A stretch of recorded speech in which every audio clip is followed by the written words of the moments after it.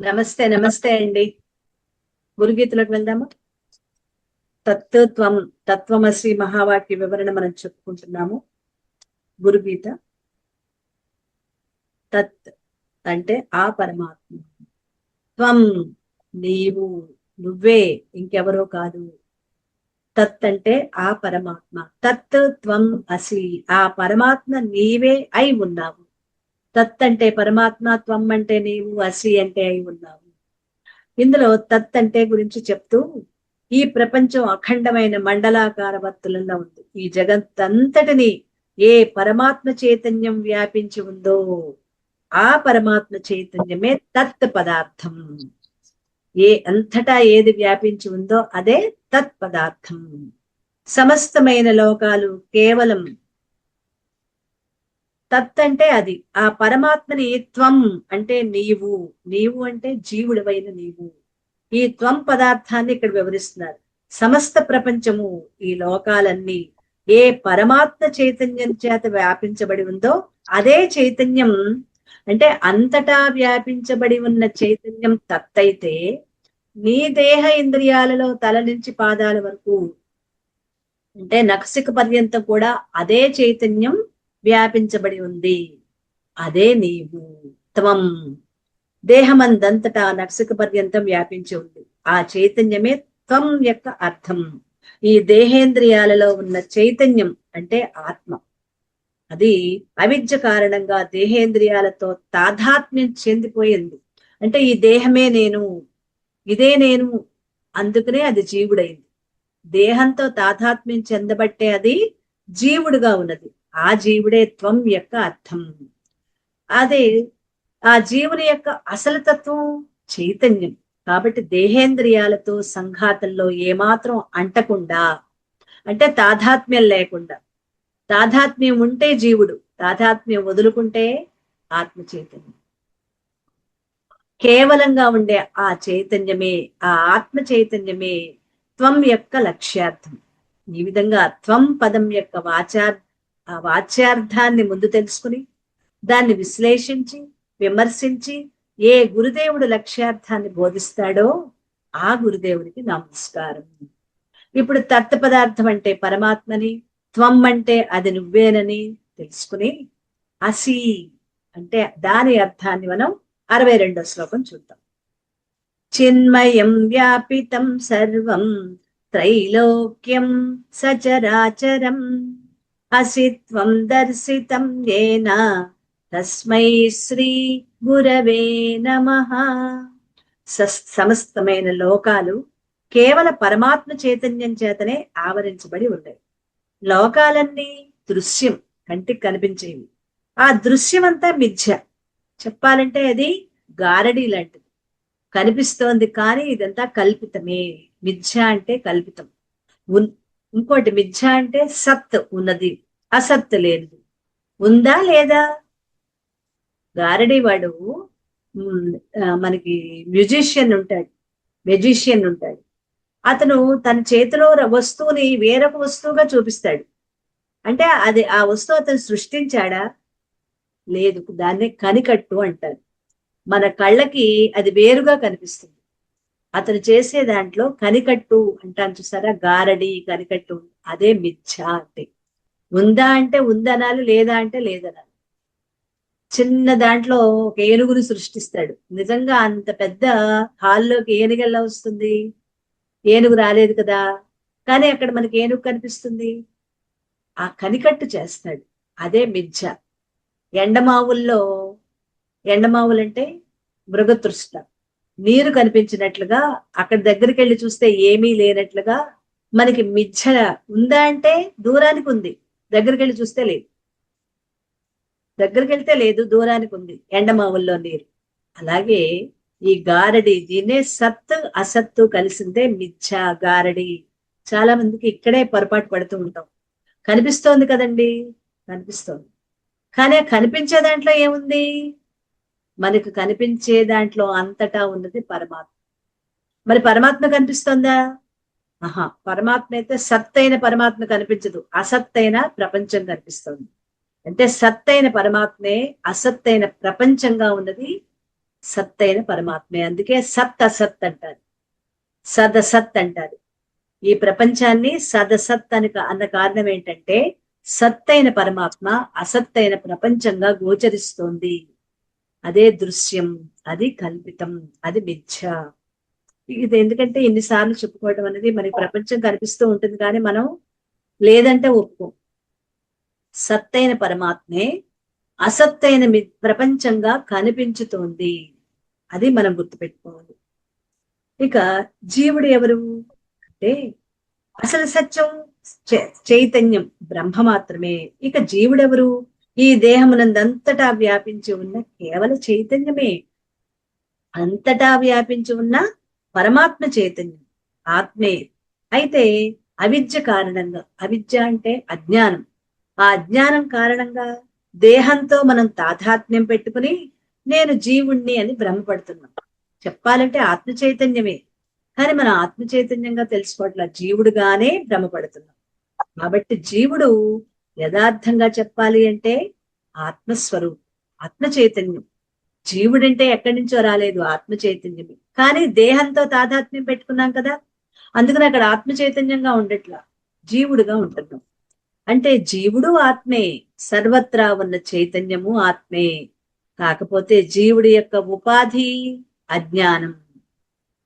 అజ్ఞానం అంటే అవిద్య. ఈశ్వరుని ఉపాధి మాయ. ఈశ్వరుడు ఉపాధితో కలిసి ఈ ప్రపంచాన్ని, మాయతో కలిసి కదా ఈ ప్రపంచాన్ని సృష్టించింది. ఈశ్వరుడు మాయతో కలిసి, ఈశ్వరుడు ఉపాధి మాయ, జీవుడు ఉపాధి అవిద్య. ఇది గుర్తుపెట్టుకోవాలి. జీవుడి యొక్క ఉపాధి అవిద్య, అజ్ఞానం. ఈశ్వరుని యొక్క ఉపాధి మాయ, మాయతో కలిసి ఈ ప్రపంచాన్ని సృష్టించింది. ఈ రెండిటి వల్లనే ఈ దృశ్యం అంతా ఏర్పడుతుంది. మరి దృశ్యాన్ని తీసేస్తే మిగిలింది ఆత్మ చైతన్యమే కదా. దృశ్యం నుంచి పక్కకు తప్పించామా, మనకి ఉన్నది అక్కడ ఆత్మ చైతన్యమే. అదే జీవేశ్వరుల ఐక్యత, జీవుడు ఈశ్వరుడు యొక్క ఐక్యత. మరొకసారి చెప్పుకుందాం. జీవుడి యొక్క ఉపాధి అవిద్య, అజ్ఞానం. మరి ఈశ్వరుని యొక్క ఉపాధి మాయ. ఆ మాయని తొలగించితే ఉన్నది ఈశ్వరుడే కదా. మన అజ్ఞానం తొలగిపోతే, జీవుడిలోని అజ్ఞానం తొలగిపోతే అక్కడ ఉన్నది ఆత్మ చైతన్యం. అదే జీవుడు ఈశ్వరుల యొక్క కలయిక, జీవేశ్వరుల యొక్క ఐక్యత. అంటే ఉన్నది ఒక్కటే ఆత్మ చైతన్యం. ఇటువంటి జీవేశ్వర ఐక్యతను, జీవేశ్వరుల అభేదాన్ని ఏ గురుదేవుడు బోధిస్తారో అలాంటి గురుదేవుడికి నమస్కారం. జీవుడికి ఈశ్వరుడికి ఎటువంటి భేదమూ లేదు.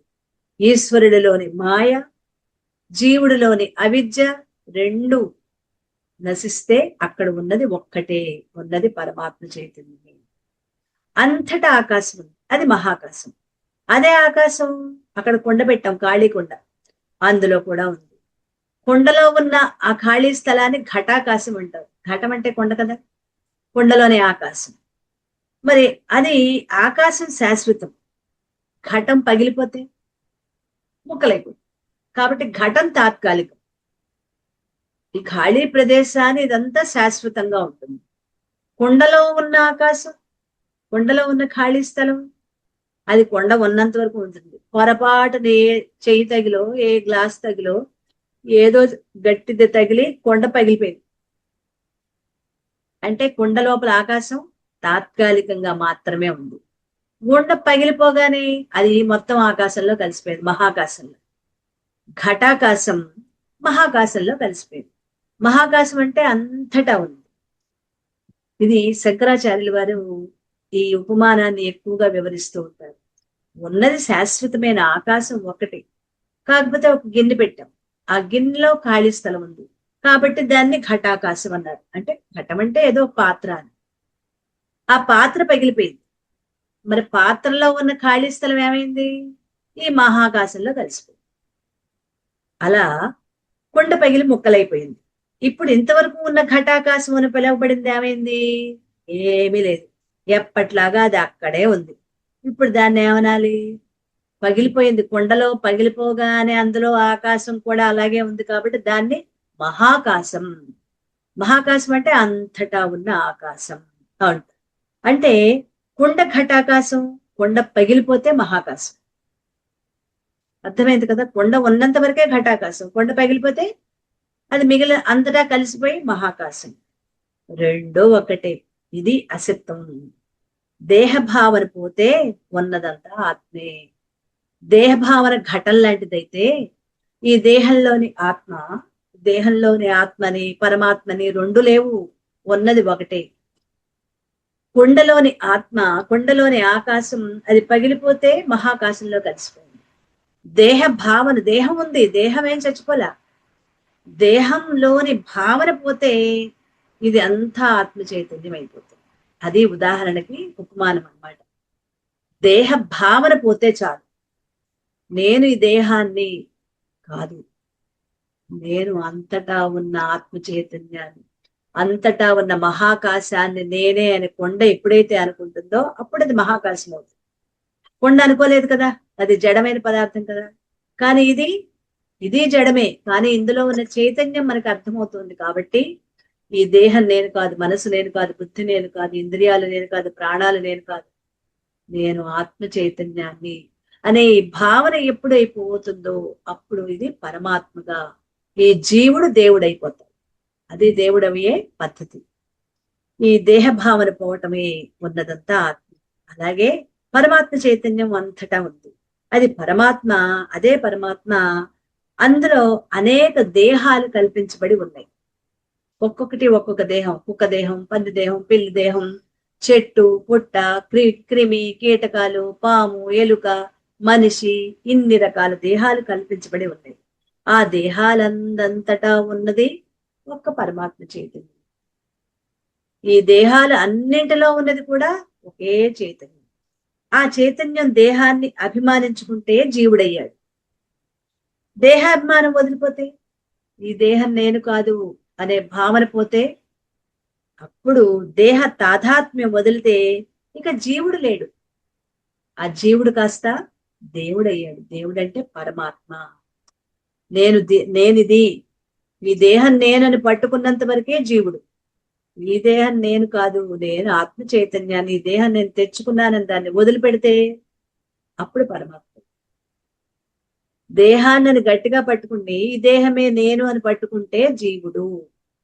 ఈ దేహం నేను కాదు, ఇది నేను తెచ్చుకున్న ఒక పరికరం, ఇది ఏమైపోయినా నాకు పర్వాలేదు అని దాన్ని వదిలిపెడితే అదే దేవుడు, పరమాత్మ. పట్టుకుంటే జీవుడు, వదిలిపెడితే దేవుడు.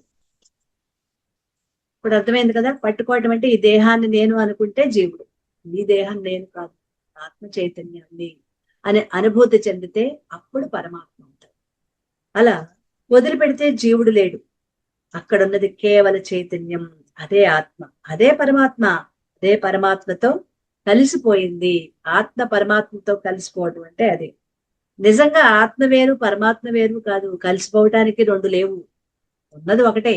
నీ భావనలో పోవటం. ఇన్నాళ్ళు రెండుగా నువ్వే భావించవు. ఇప్పుడు నీ అజ్ఞానం తొలగిపోయింది. అజ్ఞానంలో రెండు అనుకున్నాం, నేను వేరు దేవుడు వేరు అని. ఇప్పుడు నేను దేవుణ్ణి నేనే అని ఎప్పుడైతే నువ్వు అనుభూతి పరంగా తెలుసుకుంటావు అప్పుడు రెండు కాదు, ఉన్నది ఒకటే. నిజంగా కలవలేదు, ఎందుకంటే అది ఎప్పుడున్నా పరమాత్మగానే ఉంది. ఎప్పుడైనా విడిపోతే కదా కలవటానికి. విడిపోయింది లేదు, కలిసింది లేదు. కొండలోని ఆకాశమే మహాకాశం. ఇంతవరకు దేహంలోని ఆత్మ చైతన్యం సర్వత్రా ఉన్న పరమాత్మ చైతన్యమే. రెండు ఒకటే, రెండు భేదం లేదు. నాకే భేదం అనిపించింది కానీ అక్కడ భేదం అనేది ఏదీ లేదు. నీ లోపల ఇందులోని ప్రత్యేగాత్మ అంటే ఆత్మ చైతన్యము, అంతటా ఉన్న పరమాత్మ చైతన్యము రెండు లేవు, ఉన్నది ఒక్కటే. అది నేను తెలుసుకున్నప్పుడు నాకు అర్థమైంది. జీవేశ్వర ఐక్యత అంటే భ్రమ తొలగిపోవటం. అంటే రెండు లేవు, ఉన్నది ఒకటే, ఆ ఒకటే నేను. రెండు లేవు, జీవుడు జీవుడు ఈశ్వరుడని రెండు లేవు, ఉన్నది ఒక్కటే, అదే నేను. అది జీవుణ్ణి ఈశ్వరుడని భ్రమపడ్డ చైతన్యం భ్రమ వదుల్చుకొని పరమాత్మనని తెలుసుకుంటుంది. ఇది అసిత్వం. ఇదే అసిత్వం. అంటే తత్ ఆ పరమాత్మే, త్వం నేను, ఆ పరమాత్మని నేనే అని తెలుసుకోవటం. అసి అయి ఉన్నాను, ఇది అసిత్వం. ఇలాంటి అభేదాన్ని తెలిపేది. దానికి సద్గురువుకి నా నమస్కారం. సద్గురువు అర్హత గల సాధకునికి తీవ్ర మోక్షార్థిని శీఘ్రంగా ముక్తి చెందగలడు. ఎలాగో అన్నది తత్ త్వం అసి అని గురువు ఉపదేశ వాక్యం ఇది. ఆ పరమాత్మ నువ్వే అని చెప్పినప్పుడు అది సాధన చేసి ఆ అహం బ్రహ్మాస్మి, నేను ఆ పరమాత్మనే అని శిష్యుడు గురువుకి అనుభవపూర్వకంగా చెప్తాడు. అది అనుభవ వాక్యం అవుతుంది. గురువు బోధించేది తత్వమసి మహావాక్యం, శిష్యుడు అనుభవించేది అహం బ్రహ్మాస్మి, నేను ఆ పరమాత్మనే అని సాధనలు చేసి తెలుసుకుంటాడు.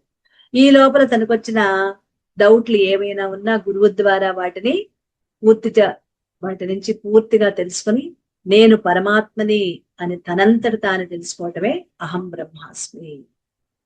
మిగిలింది 63వ శ్లోకం రేపు చెప్తాను.